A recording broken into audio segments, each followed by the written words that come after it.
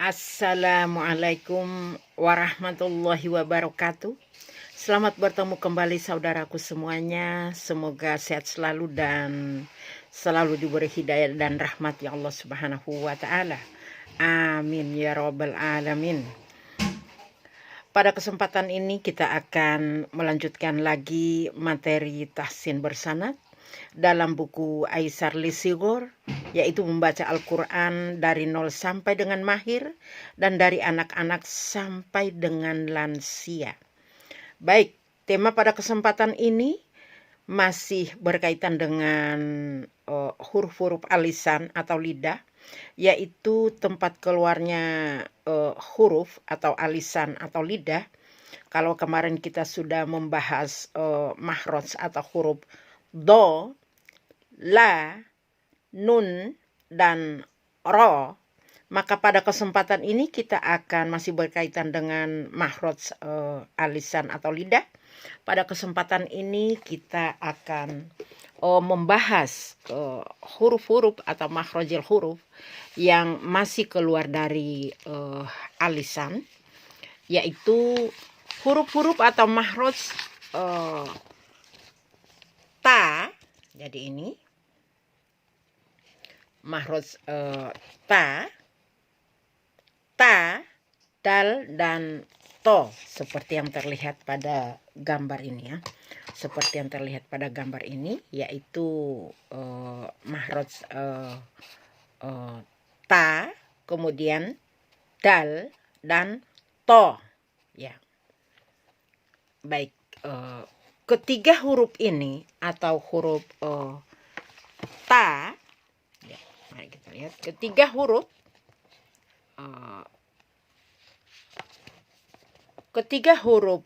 atau makhraj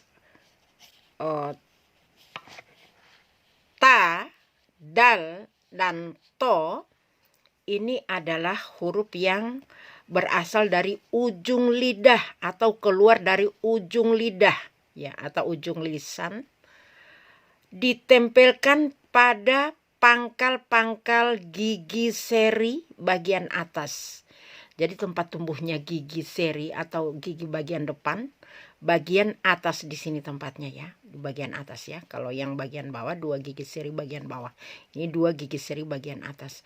Jadi ujung lisan atau lidah ditempelkan di 2 gigi seri atau tempat tumbuhnya gigi di bagian atas. Sehingga ketika kita menyebut makhraj ta ya, akan menjadi baik dan sempurna. Ta, sedikit keluar udara ya, sedikit keluar udara ya. Ini semua ketiga huruf ini, ta, dal, dan to, semua keluar dari ujung lidah ya, ujung lidah yang ditempelkan di 2 gigi seri bagian atas.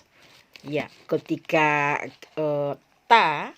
ketika makhraj ta diberi harokat seperti yang terlihat pada gambar ini ya, mari kita lihat pada gambar ini ya. Ketika makhraj ta diberi harokat seperti ini, akan kita baca ini sedikit keluar udaranya ya. Kita tempelkan dulu seperti yang terlihat pada gambar tadi. Kita sebutkan ketika diberi harokat fathah akan menjadi ta, bukan ta, jangan terlalu banyak udaranya keluar, tapi cukup ditempelkan itu otomatis akan keluar udaranya. Ta, ini kalau jika diberi harokat fathah. Kemudian ta jika diberi harokat kasro akan dibaca t ya, huruf itu akan keluar dari depan mulut kita ya. Kemudian jika diberi harokat dhammah seperti ini akan keluar makhraj tu. Jadi ditempelkan dulu lisan kita di 2 gigi seri bagian atas atau bagian belakangnya itu. Kemudian kita keluarkan hurufnya. Kalau dhammah, kita ingat kembali pada video sebelumnya ya, ketika kita menyebut harokat dhammah maka kedua bibir kita kumpulkan ke depan. Kita tempelkan dulu lisan kita, kemudian kita sebut hurufnya berharokat dhammah, sehingga keluar makhraj yang baik dan benar, yaitu tu. tu. Jadi membacanya ta, ti, tu. Ta, buka lisannya atau turunkan rahangnya. Ta, ti, tu. Ya, seperti itu. Mari kita lanjut pada pembahasan berikutnya, yaitu makhraj dal. Ya, kita lihat dulu makhraj dal. Apakah sama tempatnya? Ternyata masih sama tempatnya ya. Masih tetap sama seperti penjelasan di awal, yaitu ujung lisan ditempelkan di 2 gigi seri bagian atas atau di belakangnya ya, bagian belakang. Kemudian kita keluarkan, kita sebutkan makhraj dal. Jadi dal, dal, dal, dal. Jika diberi makhraj dal, dal ini jika diberi harokat seperti yang terlihat pada gambar ini ya, seperti terlihat pada gambar ini, jika diberi harokat dal, jika diberi harokat fathah, ini harokat fathah namanya, harokat fathah, maka akan berbunyi da, da, ditempelkan dulu lisannya baru keluarkan hurufnya da. Kemudian jika diberi harokat kasroh seperti yang terlihat pada gambar ini akan berbunyi di, da, di, tetap membuka rahangnya. Kalau ini rahangnya kira-kira 2 jari masuk, kalau ini separuh dari fathah ya, rahang yang kita tetap kita turunkan rahangnya. Jangan dilebarkan ke kiri dan ke kanan bibirnya. Bukan dilebarkan ke kiri dan ke kanan, tetapi diturunkan rahangnya ke bawah ya, separuh dari makhraj fathah. Jadi di, da, di. Kemudian jika dal diberi harokat dhammah seperti ini akan berbunyi du, du, du. Bacaannya da, di, du, da, di, du.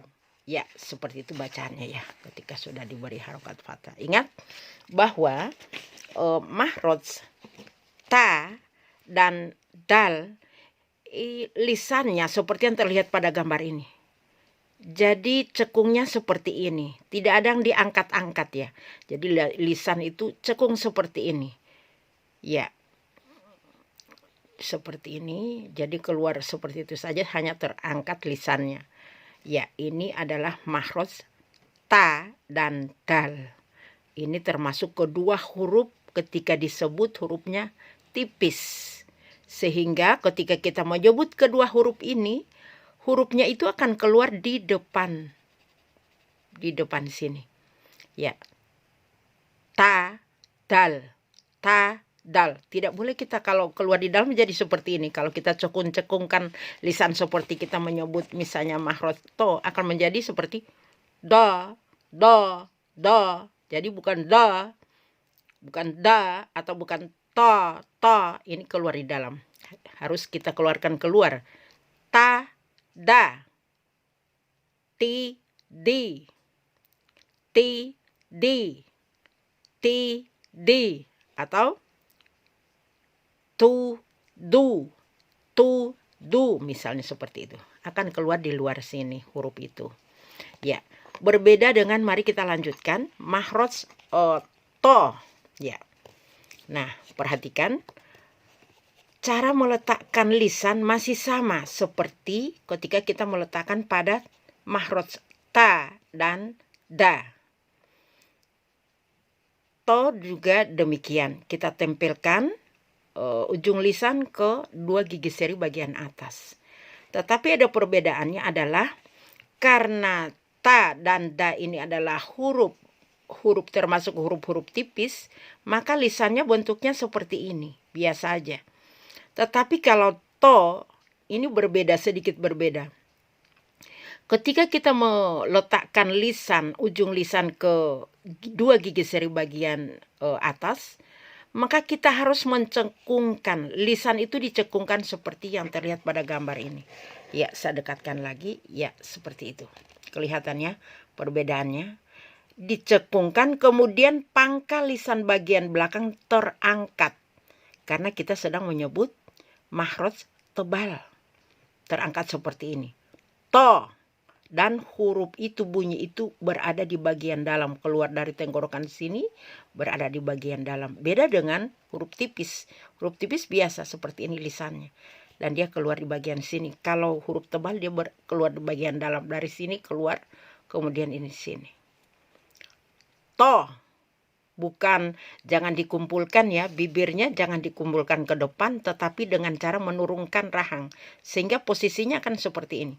To, to, dia terbuka seperti ini ya. To, bukan to, bukan mengumpulkan kedua bibir ke depan, bukan to. Ketika orang menyebut o, tidak. Tetapi yang dinaikkan lisannya, dan bibir kita tetap, karena ini termasuk huruf lisan, bukan huruf bibir.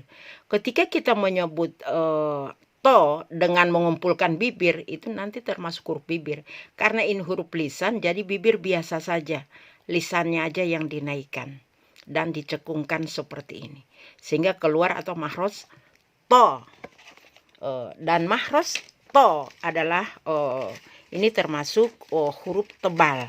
Dia keluar di bagian dalam dan posisinya seperti itu. Coba mari kita lihat seperti yang terlihat pada gambar ini ya. Untuk makhraj to ya. Makhraj to, mari kita lihat seperti ini.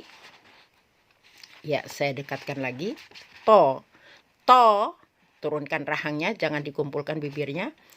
Ketika diberi harokat fathah akan berbunyi to, bukan berbunyi to, ta, bukan ta, tapi dia tetap to. Ya, huruf tebal itu dia tidak akan berubah, tetap seperti itu ketika diberi harokat fathah. To, bukan ta, dia akan dibaca to. To, kemudian ketika diberi harokat kasro, dia tetap tebal, tetap ditempelkan di bagian atas dan tetap terangkat lisan kita. T, jadi to, t, tebal seperti itu. Kemudian ketika diberi harokat dhammah, dia akan menjadi tu, dikumpulkan ya. Kita tetap tempelkan lisan kita di bagian atas dan dengan mengangkat pangkal lisan bagian belakang dan mencekungkan lisan bagian tengah. Kemudian kita menyebut hurufnya. Ketika menyebut hurufnya, kita kumpulkan kedua bibir kita ke depan. Kalau orang Jawa bilang mencucu ya. Tapi kalau di dalam pembahasan penjelasan ini adalah dikumpulkan kedua bibir ke depan sehingga bunyinya menjadi tu. Beda ya, kalau yang tati tu itu tipis ya, tati tu. Kalau ini to, ti, tu. To, ti, tu. Tebal ya. Ya. Itulah pembahasan atau penjelasan tentang ketiga huruf yang makhrajnya sama, tempat keluarnya makhrajil hurufnya sama ya. Tempat keluarnya hurufnya sama tetapi sifatnya berbeda, dan insya Allah untuk pembahasan sifat-sifat huruf itu setelah selesai jilid 1. Kita sedang pada kesempatan ini, pada jilid 1 ini kita akan membahas tempat keluarnya huruf saja. Tempat-tempat keluarnya huruf dulu. Nanti pada kesempatan berikutnya setelah selesai jilid 1 kita akan membahas tempat-tempat keluarnya huruf dan sifat-sifat huruf. Jadi kita telah membahas 3 huruf tadi, yaitu ta, ti, tu. Ta, ti, tu. Kemudian da, di, du, tanpa udara kalau ini ya. Kemudian yang terakhir adalah to, ti, tu. Demikian yang dapat saya sampaikan pada kesempatan ini. Semoga manfaat dan insya Allah kita lanjutkan pada kesempatan berikutnya. Demikian, subhanakallahumma wa bihamdika asyhadu an la ilaha illa anta astaghfiruka wa atubu ilaik. Wassalamualaikum warahmatullahi wabarakatuh.